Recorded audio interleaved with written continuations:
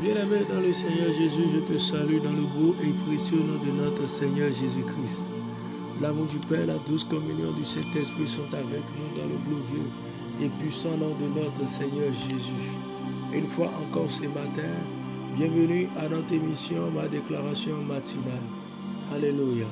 Et si l'esprit de celui qui a ressuscité Jésus d'entre les morts habite en vous, celui qui a ressuscité Christ d'entre les morts rendra aussi la vie à vos corps mortels par son esprit qui habite en vous.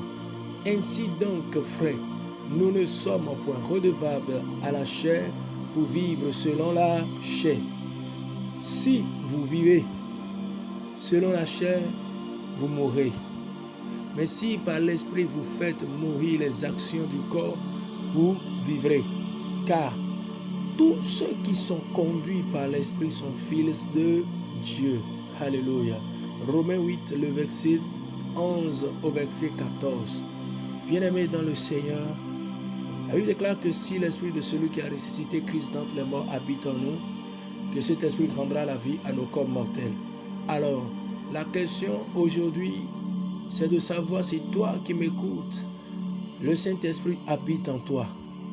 Alors, je vais t'aider pour répondre en disant, si tu as cru à l'évangile que Jésus est le sauveur de l'humanité, celui par qui tous les hommes ont le salut, et tu l'as accepté dans ta vie, bien-aimé, c'est que tu as le Saint-Esprit qui est en toi.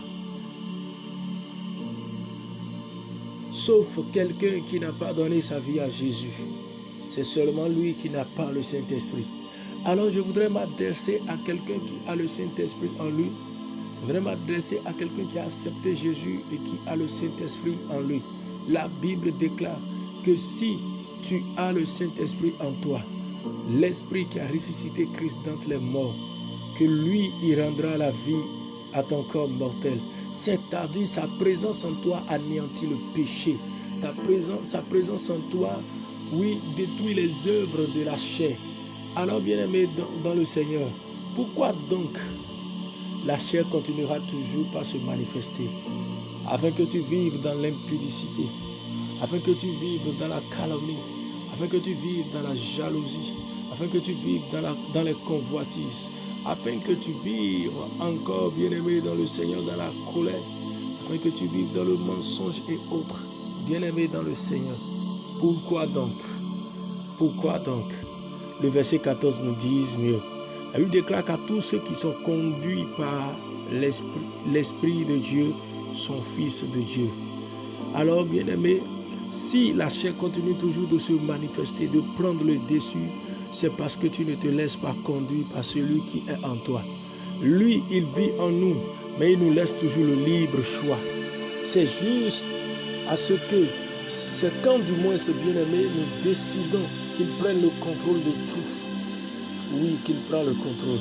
Mais tant que nous ne lui donnons pas l'arbitrage du moins de notre vie, bien-aimé dans le Seigneur, il ne fait rien. C'est pourquoi il est écrit, n'attristez pas le Saint-Esprit. C'est-à-dire, le Saint-Esprit est là en vous, mais il attend votre soif. Il attend que vous manifestez le désir de lui laisser l'arbitrage de votre vie. Bien-aimé, ce matin, prends l'engagement de te laisser conduire par le Saint-Esprit, de te laisser conduire en toutes choses par lui. Parce que lui, il fera vivre ton corps, il fera vivre ton âme, il fera vivre ta personne afin que tu puisses manifester pleinement la vie de Dieu sur la terre des vivants. Si l'esprit de celui qui a ressuscité Christ d'entre les morts en nous, cet esprit rendra la vie, bien-aimé, à nos corps mortels. Là où tu te laisses conduire par l'esprit, bien-aimé, la maladie ne peut plus prendre le dessus de ta vie. Parce que l'esprit t'enseignera combien de fois Jésus a payé le prix pour ta liberté. Jésus a payé le prix afin que par ses meurtrissures tu sois guéri. Donc du coup, quand tu sens une douleur, l'esprit te dira, menace la douleur.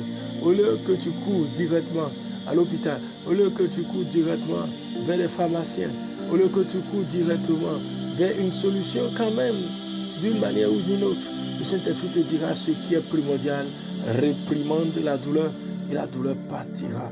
Alléluia. Si tu te laisses conduire par le Saint-Esprit, si tu lui donnes l'arbitrage de ta vie, tu verras, bien-aimé, que l'effort que tu fais pour quitter cette vie de fornication, oh, tu ne feras plus cet effort. Mais lui-même, il prendra contrôle des choses. Et la sainteté s'installera d'une manière simple et extraordinaire à tes yeux. Et tu vas te rendre juste compte que les mêmes choses derrière lesquelles tu courais, ces choses ne sont plus utiles pour toi. Mais ce qui est utile pour toi, c'est le royaume et la justice.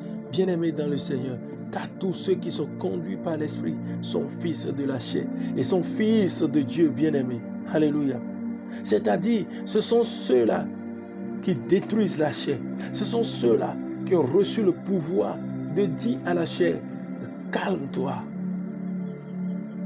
Parce que nul ne peut détruire les œuvres de la chair par ses propres efforts, mais plutôt par la conduite du Saint-Esprit, par le pouvoir que le Saint-Esprit lui accorde de le faire.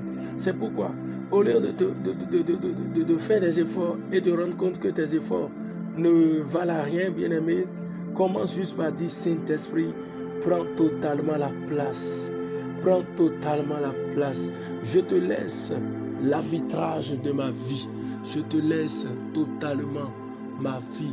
Conduis-moi, enseigne-moi, oui, les choses de l'esprit. Enseigne-moi encore davantage. Conduis-moi sur le chemin de la vérité. Et pendant que tu pries ainsi, bien-aimé, tu verras qu'il prendra le contrôle de toutes choses dans le nom de Jésus.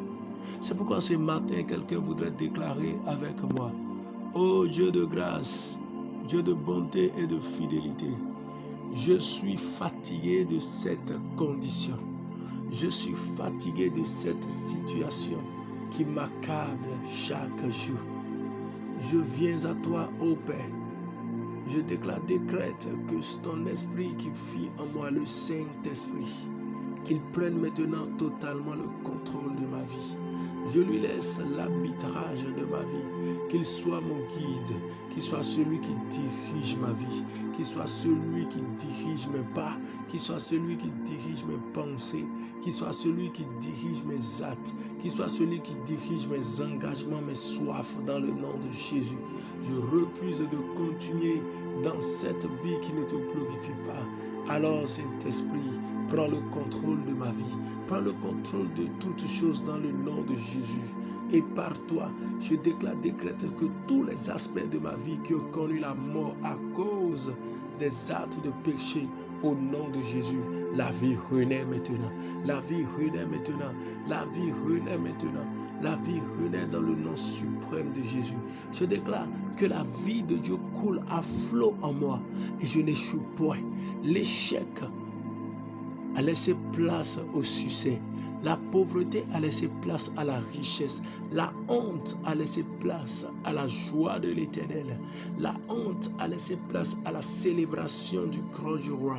Je décrète au nom de Jésus que plus de chute dans ma vie, plus de haut et de bas, mais maintenant je fais des percées surnaturelles et je grandis en esprit et je grandis également dans les œuvres que j'accomplisse sur la terre des vivants dans le nom de Jésus. Je décrète que la puissance de l'esprit ressuscite totalement ma vie et tout aspect de ma vie qui dormait, qui était une honte pour le royaume et non la joie. Dans le nom de Jésus, cela retrouve la vigueur. Et maintenant, ma vie est une vie de succès. Une vie de succès dans le royaume.